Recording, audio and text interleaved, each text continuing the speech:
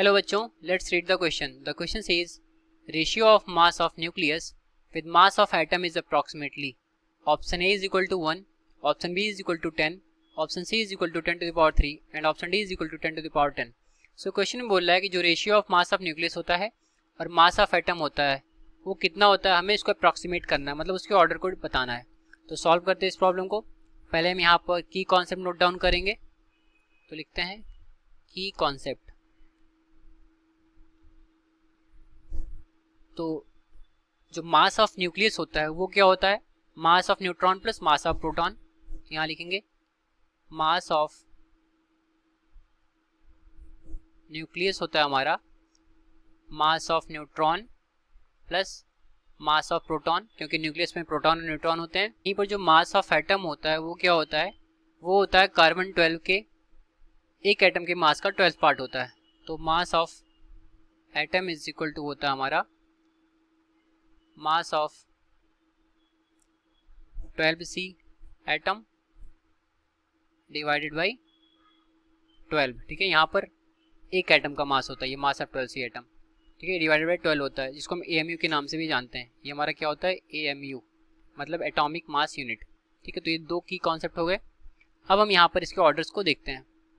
तो पहला देखते हैं कि जो एक AMU होता है वो होता कितना है. तो 1 AMU मतलब एटॉमिक मास यूनिट,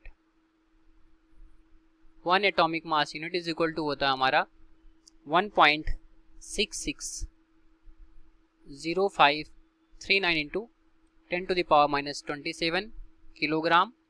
ठीक है, तो इसका जो ऑर्डर हो गया, ऑर्डर क्या हो गया, ऑर्डर हो गया हमारा इसका 10 टू द पावर माइनस 27 का.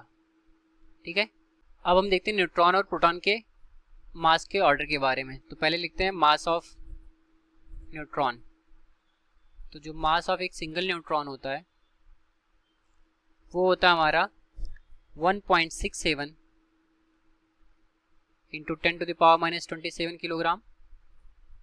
और मास ऑफ प्रोटॉन जो होता है, मास ऑफ प्रोटॉन ये होता है हमारा 1.66 into 10 to the power minus 27 kilogram.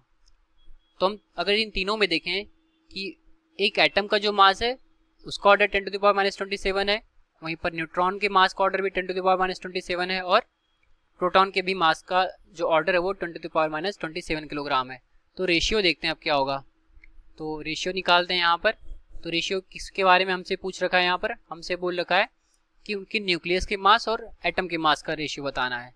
तो अगर हम मास ऑफ न्यूक्लियस को m स्मॉल n से डिनोट करें और मास ऑफ एटम को हम m स्मॉल a से डिनोट करें तो क्या आएगा.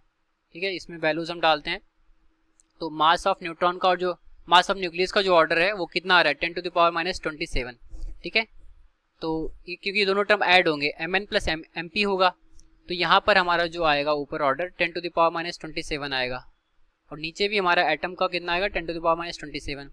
तो ये जो वैल्यू आएगी हमारी 1 आ जाएगी, जो कि हमारे ऑप्शन ए से मैच करेगा. तो जो हमारा करेक्ट ऑप्शन हो जाएगा सोल्यूशन का वो ऑप्शन ए हो जाएगा. ठीक है, ये रेशियो हमारा क्या हो गया, mn ratio ma, hence option